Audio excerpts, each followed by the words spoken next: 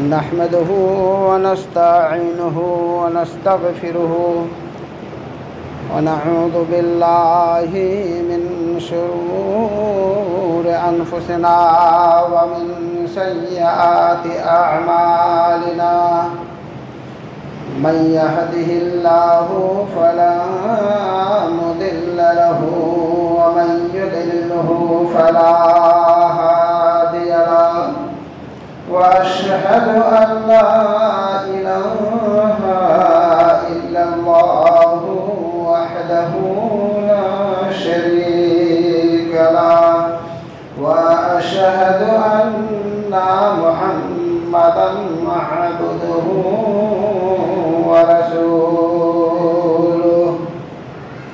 أعوذ بالله من الشيطان الرجيم بسم الله الرحمن الرحيم يا أيها الذين آمنوا إذا نودي للصلاة من يوم الجمعة فاسعوا إلى ذكر الله وذروا البيع ذلكم خير لكم إن كنتم تعلمون فإذا قضيت الصلاة فانتشروا في الأرض وابتغوا من فضل الله واذكروا الله كثيرا لعلكم تفلحون وإذا رأوا تجارة أو لهوا انفضوا إليها وتركوك قائما قل ما عند الله خير من اللهو ومن التجارة والله خير الرازقين فقال الله تبارك وتعالى في موضع آخر وكل إنسان ألزمناه طائره في عنقه ونخرج له يوم القيامة كتابا يلقاه منشورا যাবতীয় প্রশংসা স্তুতি মহামহিম আল্লাহ রাব্বুল আলামিনের উদ্দেশ্যে অতঃপর তিনার প্রেরিত নবী সাইয়্যিদনা মুহাম্মদুর রাসূলুল্লাহ সাল্লাল্লাহু আলাইহি ওয়াসাল্লামের প্রতি অসংখ্য আগমন দরুদ ও সালাম বর্ষিত হোক। আমরা সকলেই বলি আমিন। আমরা মানুষ আশরাফুল মাখলুকাত, আল্লাহ তাআলা আমাদের সর্বশ্রেষ্ঠ জীব হিসেবে সৃষ্টি করেছেন এবং ঘোষণা করেছেন, কিন্তু আমরা মানুষ আমরা আশরাফুল মাখলুকাত হইলাম কেন? এমন কি কোয়ালিটি আমাদের মধ্যে আছে যা অন্য মাখলুকের মধ্যে নেই? আল্লাহ তাআলা আমরা মানুষ আমাদেরকে বুঝার ক্ষমতা দিয়েছেন, বিবেক শক্তি দান করেছেন। আমরা ভালো মন্দ বিচার করতে পারি, কানে শুনলাম, চোখে দেখলাম, তারপরে আমরা আমাদের ব্রেন বুদ্ধি দ্বারা কোনটা ভালো কাজ, কোনটা খারাপ কাজ, কোনটা ন্যায়, কোনটা অন্যায়, এই সমস্ত মূল্যায়নের ক্ষমতা আল্লাহ তাআলা আমাদেরকে দিয়েছেন, যা অন্য মাখলুককে আল্লাহ তাআলা দেননি। দ্বিতীয় হচ্ছে আমরা সার্বিকভাবে অত্যন্ত দুর্বল। আমাদের অবয়বের দিক থেকে বা দৈহিকভাবে আমরা খুবই দুর্বল। আমাদের শক্তি এতটাই দুর্বল যে অনেক জীবজন্তু আছে, মহিষ আছে, গরু আছে, হাতি আছে, বাঘ, সিংহ, গন্ডার আছে। এদের শক্তি আমাদের চাইতে অনেকটাই বেশি।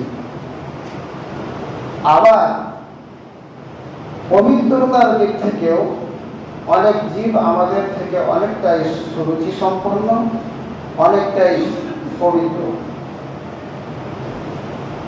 যেমন যে সমস্ত পশুর মাংস খাওয়া হালাল আছে, তার পেশাব পায়খানা যদি আপনার কাপড়ে লেগে যায়, আপনাকে দেখতে খারাপ লাগলো, আপনি মুছে ফেলে দিলেন, আপনি নামাজ পড়েন, অসুবিধার কিছু নেই।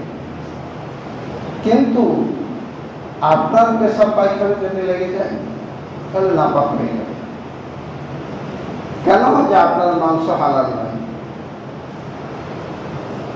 এই জন্য এদিক থেকেও আমরা দুর্বল। সাহসের দিক থেকে কত দুর্বল যে এখানে যদি মুখ্যমন্ত্রী আসেন, তো সেই মাঠটাকে 3 দিন আগে থেকে পরীক্ষা নিরীক্ষা করা হয়, কুকুর দিয়ে শুধানো হয়, কোনো জায়গাতে বম পুঁতে দিয়েছে নাকি, মারণাস্ত্র পুঁতে দিয়েছে নাকি, কিছু ষড়যন্ত্র হচ্ছে নাকি। আকাশের উপরে তদন্ত করার জন্য হেলিকপ্টার আসে, তারপরে মুখ্যমন্ত্রী আসবেন। তাহলে কতটা অসহায়, কুকুর দিয়ে জায়গা শুধাতে হচ্ছে। এতগুলো মানুষ বসে আছেন, একটা ব্যাঙ যদি কোনো জায়গা থেকে কোনা দিয়ে বাহির হয়ে যায়, ব্যাঙ লাফাবে কি মানুষ তার চাইতে বেশি লাফাবে। কেন? ব্যাঙের কামড়ে মানুষ মরে যায় না, কিন্তু তার যে চামড়াটা খসখসে চামড়া, অরুচিকর, আমার গায়ে যেন লাফ দিয়ে না বসে যায়, তার জন্য সবাই আমরা উঠে এদিক ওদিক পালাবার চেষ্টা করি। তাহলে একটা ব্যাঙের কাছে আমরা কত অসহায়। তো আল্লাহ তাআলা আমাদেরকে সর্বশ্রেষ্ঠ জীব করে শুধু ছেড়ে দিয়েছেন সে কথা নয়, আমাদের কিছু দায়িত্ব আল্লাহ তাআলা দিয়েছেন। সেই দায়িত্ব অনুযায়ী, সেই দায়িত্ব নিয়ে আল্লাহ তাআলা যে ব্রেন, বুদ্ধি, বিবেক, বিবেচনার শক্তি দিয়েছেন, সেটাকে আমরা কাজে লাগিয়ে সেটা মূল্যায়ন করে আমরা যেন জীবনযাপন করি, খারাপ কাজ থেকে আমরা বেঁচে থাকি, ভালো কাজের দিকে যেন অগ্রসর হই। এটাই হচ্ছে আল্লাহ তাআলার উপদেশ। আল্লাহ তাআলা বলছেন, ওয়াকুল্লা ইনসানিন আলজামনাহু তায়রাহু ফি উনুকিহি। আল্লাহ তাআলা বলছেন, প্রত্যেকটা মানুষ তোমরা দুনিয়ার বুকে তোমাদের নিজেদের অভিরুচি অনুযায়ী তোমরা কর্ম করে থাকো, আমল করে থাকো। কেউ ভালো কাজ করে, কেউ খারাপ কাজ করে, কেউ ন্যায় কাজ করে, কেউ অন্যায় কাজ করে, কেউ মানুষের সঙ্গে ভালো ব্যবহার করে, কেউ খারাপ ব্যবহার করে, কেউ পশুর সঙ্গে ভালো ব্যবহার করে, কেউ খারাপ ব্যবহার করে, কেউ প্রতিবেশীর সঙ্গে ভালো ব্যবহার করে, কেউ খারাপ ব্যবহার করে, কেউ আবার মানুষের মধ্যে জাতপাতের বিচার করে, পার্থক্য সৃষ্টি করে। আল্লাহ তাআলা বলছেন, ওয়া কুল্লা ইনসানিন আলজামনাহু তায়রাহু ফি উনুকিহি। তোমরা দুনিয়ার বুকে যে যেমন আমল করো না কেন, ভালো আর মন্দ, খারাপ আর ভালো, সমস্ত রকমের আমলগুলোকে আমি মানুষ তোমার ঘাড়ের সঙ্গে সংযুক্ত করে দিয়েছি, তোমার ঘাড়ে আমি ঝুলিয়ে দিয়েছি। সুতরাং তুমি যতদিন দুনিয়ার বুকে বেঁচে থাকবে, ওই আমলের ব্যাগ, আমলের ছোলা তোমার ঘাড়ে আমি ঝুলিয়ে দিয়েছি। তোমাকে সারা জিন্দগি ভর তোমাকে বহে বহে নিয়ে বেড়াতে হবে। দুনিয়াতে যতদিন বাঁচবেন আপনার আমল আপনার সঙ্গে সঙ্গে রয়েছে। তারপরে আল্লাহ তাবারক ওয়া তাআলা বলছেন, ওয়া নুখরিজ লাহু ইয়াওমাল কিয়ামাতি। তারপর তোমার মৃত্যু ঘটে যাবে, দুনিয়ার জিন্দেগি শেষ হয়ে যাবে, আহওয়ালে বারজাখ কবরের জিন্দেগি পার হয়ে যখন তুমি হাসরের ময়দানে উঠবে, আল্লাহ তাআলা বলছেন ওয়া নুখরিজ লাহু ইয়াওমাল কিয়ামাতে, আমি তোমার জন্য অর্থাৎ বান্দা তোমার জন্য আমি এই আমলনামার ব্যাগ, এই আমলনামার ছোলাতে তোমার ভালো কর্ম আছে, খারাপ কর্ম আছে, সেইগুলোকে আমি একটা একটা করে বাহির করে আমি তোমার সামনে রেখে দিব। তখন তুমি কেমন অবস্থায় পাবে? আল্লাহ তাআলা বলছেন কিতাবান ইয়ালকাহু মানসুরা। আল্লাহ তাআলা বলছেন তোমার আমলনামা তোমার সামনে যখন আমি বাহির করে রেখে দিব, তখন তুমি সেটাকে প্রকাশ্য হিসেবে পাবে। কোনো জিনিস গোপন থাকবে না, এমন হবে না যে তোমার বুঝতে অসুবিধা হচ্ছে। একটা যদি চিঠি আসে বাইরে থেকে ইংরেজিতে, তখন আমরা দেখি আমার বড় ছেলে ইংরেজি জানে, এমএ পাস করেছে, বেটার কাছে গিয়ে বলে বেটারে এই চিঠিটা পড়ে আমাকে বুঝিয়ে দাও, আমি ইংরেজি জানি না, কি লেখা আছে আমাকে বলে দাও। যদি আমার ছেলে মেয়ে কেউ না জানে, গ্রামের মাস্টারের কাছে আমি গিয়ে বলি মাস্টার মশাই চিঠিটা পড়েন আর আমাকে বলে দেন এতে কি লেখা আছে। আল্লাহ তাআলা বলছেন কাল কিয়ামতের ময়দানে তোমার আমলনামা যখন তোমাকে দেওয়া হবে, আল্লাহ তাআলা বলছেন কিতাবান ইয়ালকাহু মানসুরা, তুমি তোমার আমলনামা প্রকাশ্য পাবে, কোনো ব্যাখ্যার প্রয়োজন হবে না। আপনি বলবেন যে এই নামাজ পড়েছিলাম, নামাজের নেকিটা কই? আমি জানাজা পড়তে গেছিলাম, এর নেকিটা কই? এই গুনাহটা কেন লেখা হইল? আমি তো এই পাপ করিনি। এরকম বলার কোনো অবকাশ নাই। কিভাবে আল্লাহ তাআলা আমলনামা আপনার সংরক্ষণ করেছেন? আল্লাহ তাআলা বলছেন কিরামান কাতিবিন ইয়ালামুনা মা তাফআলুন, তোমার ঘাড়ের উপরে আমি দুইজন ফেরেশতা নিয়োগ করে দিয়েছি। তোমার বাপের কাছে ফেরেশতা আছে, তোমার ছেলের কাছে ফেরেশতা আছে। সারা পৃথিবীতে যত মানুষ আছে তার ডান ঘাড়ে আর বাম ঘাড়ে দুইজন করে আমি ফেরেশতা নিয়োগ করে দিয়েছি। আল্লাহ তাআলা বলছেন ওই সমস্ত ফেরেশতারা তোমার আমলনামা লেখে, সেইগুলোকে একসঙ্গে বলা হয়েছে কিরামান কাতিবিন। এমন নয় যে আপনার ডান দিকে ফেরেশতার নাম কিরামান, বাঁ দিকে ফেরেশতার নাম কাতিবিন, এরকম নয়। সারা দুনিয়ার যত মানুষ বিগত হয়ে গেছে, যত মানুষ দুনিয়াতে বিদ্যমান আছে আর ভবিষ্যতে যতগুলো মানুষ আসবে, সমস্ত মানুষের ঘাড়ে দুইজন করে ফেরেশতা আল্লাহ তাআলা নিয়োগ করে দিয়েছেন। সমস্ত ফেরেশতাকে একসঙ্গে বলা হয় কিরামান কাতিবিন। এই কিরামান কাতিবিন কেমন ধরনের ফেরেশতা? আপনি মনে করছেন আমি গোপনে নেকি করে নিলাম, আমি গোপনে গুনাহ করে নিলাম, কিংবা প্রকাশ্যভাবে আমি গুনাহ করে নিলাম, নেকি করে নিলাম। প্রকাশ্যগুলো হয়তো আল্লাহ জানেন। রমজান মাসে আমি দিনের বেলায় পুকুরে ডুব দিয়ে পানি পান করে নিলাম, আল্লাহ জানতে পারলেন না, এমন নয়। আল্লাহ তাআলা বলছেন ইয়ালামুনা মা তাফআলুন, তুমি যে আমলে করো না কেন তারা সমস্ত কিছুই জানতে পারেন। তোমার সমস্ত আমল তোমার আমলনামাতে লিখে রাখবে, ওখানে আপনি ফাঁকি দিতে পারবেন। তারপরে আল্লাহ তাআলা বলছেন আপনার আমার যখন মৃত্যু হয়ে যাবে, যখন আমি কবরে চলে গেলাম, মালাকুল মউত যেমনই জান কবজ করে নেবেন, সঙ্গে সঙ্গে কিরামান কাতিবিন ওই আমলনামার খাতাটা নিয়ে আল্লাহর কাছে উপস্থিত হয়ে যাবে। আল্লাহ তাআলার কাছে আপনার নেকি আর গুনাহ সমস্ত এন্ট্রি হয়ে গেল।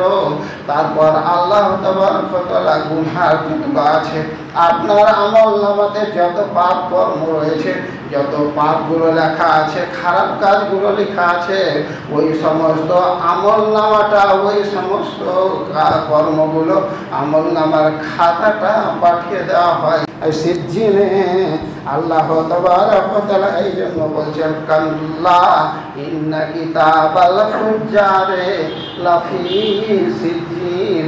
আল্লাহ তাআলা বলছেন যারা বদকার, যারা গুনাহগার, যাদের গুনাহ বেশি রয়েছে, তাদের আমলগুলো লেখা থাকে সিজ্জিনে। সিজ্জিন মানে জেলখানা, অত্যন্ত সংকীর্ণ জায়গা, সেখানে ঘুষিয়ে ঘাসিয়ে রাখা হয়। আর এই সিজ্জিনটা আছে জমিন থেকে 7 জমিন ভেদ করে নিচে একটা জায়গা আছে, ওটার নাম সিজ্জিন। ওখানে বদকারদের, যারা গুনাহগার, তাদের আমলগুলো রাখা হয়। আর যারা সৎকর্মশীল, যারা ভালো আমল করে দুনিয়া থেকে বিদায় হবে, তাদের আমল নামা কোথায় থাকে? আল্লাহ তাআলা বলছেন কাল্লা ইন্না কিতাবাল আবরারি লাফি ইল্লিয়িন। ওই সমস্ত লোক যারা ভালো কর্ম করে দুনিয়া থেকে বিদায় হবে, তাদের আমল নামাটা নিয়ে গিয়ে রাখা হয় ইল্লিনে, যেটা 7 আকাশ ভেদ করে উপরে আল্লাহর আরশে আজিম আছে, তার পাশে ইল্লিন তৈরি করে রাখা হয়েছে। ওই ইল্লিনে আপনার আমল নামা থাকবে। ইল্লিন মানে সর্বোচ্চ জায়গা, আলা মানে উঁচু, আলা থেকে ইল্লিয়িন মানে উচ্চ জায়গা, সম্মানিত জায়গা, যেটা অত্যন্ত প্রশস্ত হবে, সেই জায়গায় যত্নের সহিত, আরামের সহিত আপনার আমল নামাটা রাখা হবে। সিজ্জিন থেকেও আপনার আমল নামা হারিয়ে যাওয়ার কোনো ভয় নেই, আর ইল্লিন থেকেও আমল নামা হারিয়ে যাওয়ার কোনো সম্ভাবনা নেই। আল্লাহ তাবারক ওয়া তাআলা এইরকম ভাবে কিয়ামতের ময়দানে আবার আপনার আমল নামা হাজির করবেন। আল্লাহ তাআলা রয়েছেন বিচারকের আসনে, আপনি আসামের কাঠগড়ায় দাঁড়িয়ে রয়েছেন। আল্লাহ তাআলা বলছেন ওয়া উতিআল কিতাবু ফাতারাল মুজরিমিনা মুশফিকিনা মিম্মা ফিহি। আল্লাহ তাআলা বলছেন কাল কিয়ামতের ময়দানে আপনি আসামের কাঠগড়ায় রয়েছেন, আল্লাহ তাবারক তাআলা বিচারের আসনে রয়েছেন। আল্লাহ তাআলা আপনার সামনে আমল নামাটা রেখে দিবেন, আপনার আমল নামা খুলে দিবেন। তখন মানুষের অবস্থা কেমন হবে? আপনি যদি নেককার হন, আপনার যদি ভালো কর্ম থাকে, আপনার মনে সাহস থাকবে, আপনার অন্তরে সাহস থাকবে, আপনি সাহস করে দাঁড়িয়ে থাকবেন আল্লাহর সামনে। আর আপনি যদি গুনাহগার হন, তাহলে আল্লাহ তাবারক তাআলা বলছেন ফাতারাল মুজরিমিনা মুশফিকিনা মিম্মা ফিহি। তাহলে ওই সমস্ত গুনাহগার লোকদের অবস্থা কেমন হবে? হাসরের ময়দানে আমলনামা যখন তার সামনে রেখে দেওয়া হবে, তখন ওই সমস্ত লোকেরা ঘাবড়ে যাবে, তারা দুর্বল হয়ে যাবে, তারা ভয়ে ভয়াতুর হয়ে পড়বে, একদম ভয় জড়সড় হয়ে মুখ শুকিয়ে গেছে। এখন কি হবে? এখন কি হবে? আল্লাহ রাসূল বলেছিলেন কিয়ামতের ময়দানে আমলনামা পেশ করা হবে। আলেম ওলামাগণ নসিহত করেছিলেন হাসরের ময়দানে আমলনামা পেশ করা হবে। আমরা বিশ্বাস করিনি, সেই মতো জীবনযাপন করিনি, বরং আমরা নিজের ইচ্ছা মতো স্বাধীনতা অনুযায়ী জীবনযাপন করেছি, কর্ম করেছি। আমার সৎকর্ম নাই, আমার অসৎ কাজে গুনাতে পাপে আমার জীবনটা পঙ্কিল করে দিয়েছি। আল্লাহ তাআলা তাদের ভাষাটা এইভাবে বর্ণনা করছেন ওয়া ইয়াকুলুনা ইয়া ওয়ালাইতানা মা লিহাযাল কিতাব লা ইউগাদিরু সাগীরাতান ওয়ালা কাবীরাতান ইল্লা আহসাহা। আল্লাহ তাবারক ওয়া তাআলা কোরআন শরীফে বলছেন ওই সমস্ত গুনাহগার লোকেরা আল্লাহর সামনে দাঁড়িয়ে আফসোস করে বলবে, হায় আমার জন্য আফসোস, আমি কেন নেকি করলাম না, কেন আমি গুনহার কাজ করে এতগুলো গুনহার পাপের বোঝা নিয়ে আল্লাহর সামনে হাজির হইলাম। বরং আমার আল্লাহর সামনাসামনি হাজির হওয়ার চাইতে যদি আল্লাহ আমাকে মাটি করে দিতেন, তাহলে আমার জন্য হয়তো ভালো হইতো। আল্লাহ তাআলা অন্য জায়গাতে বলছেন ওয়া ইয়াকুলুল কাফিরু ইয়া লাইতানি কুনতু তুরাবা। আল্লাহ তাআলা বলছেন কোরআন শরীফে যে ওই সমস্ত কাফির যারা গুনাহগার ছিল, যারা মুজরিমিন, ওই সমস্ত লোকেরা হাসরের ময়দানে ময়দানে আক্ষেপ করে বলবে, আমার জন্য আফসোস, আমি যদি মাটি হয়ে যেতাম, তা আল্লাহ যদি আমাকে মাটির সঙ্গে মিশিয়ে দিতেন, তাহলে আমার জন্য হয়তো ভালো হইতো, আমি এইরকম অবস্থা থেকে বেঁচে যেতাম। তারপরে আল্লাহ তাআলা বলছেন, আমল নামার দিকে ওই গুনাহগার লোকগুলো তখন তাকাবে আর বলবে, মা লিহাযাল কিতাব লা ইউগাদিরু সাগীরাতান ওয়ালা কাবীরাতান ইল্লা আহসাহা। ওই সমস্ত লোকেরা তখন আমল নামার দিকে দেখবে আর তাকিয়ে তাকিয়ে দেখবে কোনো বড় আমল ছোট হয়ে যায়নি, কোনো বড় গুনাহ ছোট হয়ে যায়নি, কোনো বড় নেকি ছোট হয়ে যায়নি, কোনো ছোট নেকি বড় হয়ে যায়নি, কোনো ছোট গুনাহ বড় হয়ে যায়নি। যেটা যেরকমভাবে আমলের নেকি দেওয়ার প্রতিশ্রুতি আল্লাহ তাআলা আমাদের সঙ্গে করেছিলেন, ঠিক ঠিকভাবে হিসাব করে করে ওই সমস্ত নেকি আর গুনাহগুলো লেখা রয়েছে। এখানে চলছে না, হিসাব করা আছে, এখানে কোনো মানুষের সুযোগ কিছু নাই, এখানে আল্লাহর সামনে ব্যাখ্যা চাওয়ার মতো অবকাশ কারো নাই, কারো কিছু বলার নেই। ও দেখবে যে আল্লাহ যে কাজের জন্য যতটা গুনহার কথা বলেছিলেন ততটাই লেখা আছে, বেশি নাই কম নেই। যে নেকির কাজের, যে ভালো কাজের জন্য যে নেকি যতটা দেওয়ার কথা বলেছিলেন ততটাই আছে। ইল্লা আহসাহা, আল্লাহ তাবারক ওয়া তাআলা সমস্ত কিছু হিসাব করে লিখে রেখেছেন। তারপরে আল্লাহ তাবারক ওয়া তাআলা আবার বলছেন, ওয়া ওয়াজাদু মা আমিলু হাজিরান। এমন সুযোগ থাকবে না যে এই নেকিটা আল্লাহ আমি দেখতে পাচ্ছি না, এই গুনাহটা কেন লেখা হলো। কোনো আমল হারিয়ে যাবে না আমল নামা থেকে। ছোট আর বড় সরষে পরিমাণ যদি আপনার নেকি গুনাহ থাকে সেটা আপনি দেখতে পাবেন। আল্লাহ তাআলা বলছেন, ওয়া ওয়াজাদু মা আমিলু হাজিরান, তারা সমস্ত আমলগুলো উপস্থিত পাবে, আমল নামায় হাজির পাবে, কোনো একটা আমল হারিয়ে যায়নি। তারপরে আল্লাহ তাআলা বলছেন, ওয়ালা ইয়াযলিমু রাব্বুকা আহাদা।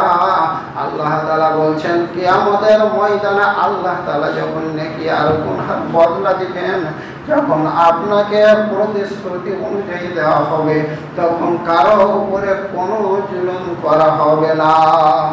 এমন নয় যে বড় জান্নাত পাওয়ার কথা ছোট জান্নাত দিয়ে দিবেন, অথবা বড় জাহান্নাম পাওয়ার কথা ছোট জাহান্নাম দিয়ে দিবেন।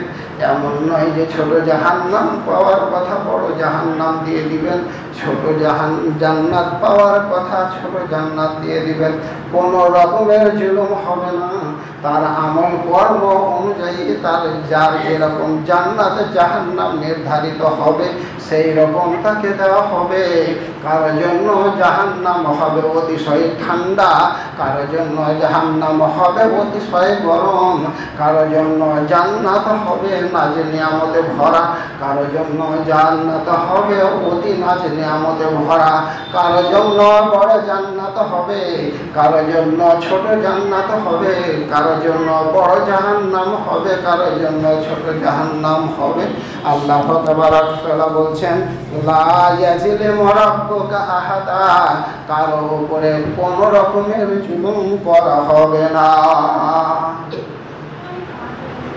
টাইম আপনাদের হতে চলেছে, আমার আলোচনাও শেষ হতে চলেছে। শুধুমাত্র একটা আয়াত আপনাদের সামনে বাকি আছে, সেটা আমি বলে দেব নোট থেকে। আল্লাহ তাআলা বলছেন, ইউনাব্বাউল ইনসানু ইয়াওমাইযিন বিমা কদ্দামা ওয়া আখখারা। আল্লাহ তাআলা বলছেন, কাল কিয়ামতের ময়দানে মানুষের দুই রকম আমলের হিসাব হবে। একরকম আমল থাকবে আপনার মরণের আগে, আপনি যত রকমের নেকি করেছেন, যত রকমের গুনাহ করেছেন তার হিসাব হয়ে গেল। তারপরে দ্বিতীয় নম্বরের আমল থাকবে, আপনি মরে কবরে চলে গিয়েছেন, তারপরে কিছু নেকি জমা হয়েছে। আপনার মরণটা হচ্ছে রেখা, এর আগে কিছুটা নেকি আপনি করেছেন, আর মরে যাওয়ার পরে আবার কিছু নেকি জমা হয়েছে। বলছে মরে যাওয়ার পরে কেমন করে নেকি জমা হলো? যে মৌলভী সাহেব, আল্লাহ নবী সাল্লাল্লাহু আলাইহি সাল্লাম বলছেন, মানুষ যখন মরে যায় তখন তার 3টা আমল চালু থাকে। ওর নেকিগুলো কবরে শুয়ে শুয়ে ওই ব্যক্তি পায়। প্রথম নম্বর আমল হচ্ছে সাদাকাতিন জারিয়াতিন। মানুষ যখন মরে যায় আর বেঁচে থাকা কালীন রাস্তার ধারে টিউবওয়েল পুঁতে দিয়েছে, কিংবা একটা গাছ লাগিয়ে দিয়েছে, হসপিটাল নির্মাণ করে দিয়েছে, কিংবা এই মসজিদে 10টা ফ্যান লাগিয়ে দিয়েছে।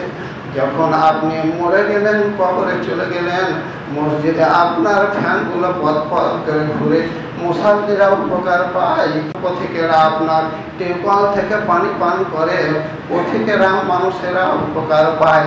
আপনি গাছ লাগিয়ে দিয়েছেন, রাস্তার মানুষ ওই জায়গাতে বসে বিশ্রাম করে, তখন তারা আরাম পায়। এইরকম ভাবে যতদিন আপনার গাছ জিন্দা থাকবে, যতদিন আপনার টিউবওয়েল চালু থাকবে, মসজিদে যতদিন ফ্যান চলবে, হসপিটালে যতদিন রোগীরা উপকার পাবে, ততদিন আপনি কবরে শুয়ে শুয়ে আপনি নেকি পাবেন। দ্বিতীয় নম্বরে বলা হয়েছে আপনি কবরে চলে গেছেন, আপনি যদি মাওলানা হন অথবা কোরআন পড়া লোক হন, আপনি 10টা ছেলেকে আপনি কোরআন পড়তে শিখিয়ে দিলেন, আপনি হাদিস কোরআনের বয়ান রাখলেন, মানুষ আমল করে। যতদিন আপনার শেখানো কোরআনগুলো তারা তেলাওয়াত করবে, ওই সমস্ত মানুষ তারা আবার শিখিয়ে দিবে। এইরকম ভাবে যতদিন আপনার ওই আমল চালু থাকবে, আপনি কবরে গিয়ে ওই রকম নাকি পাবেন। আর 3 নম্বরে বলা হয়েছে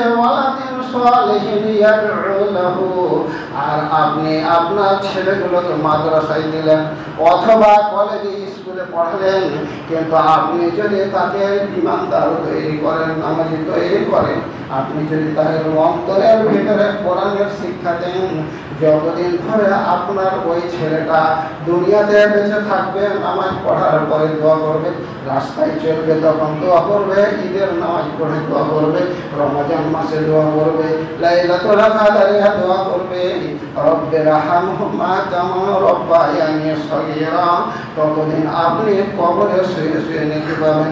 আল্লাহ তাবারক ওয়া তাআলা বলছেন, ইউনাব্বাউল ইনসানু ইয়াওমাইযিন বিমা কদ্দামা ওয়া আখারা।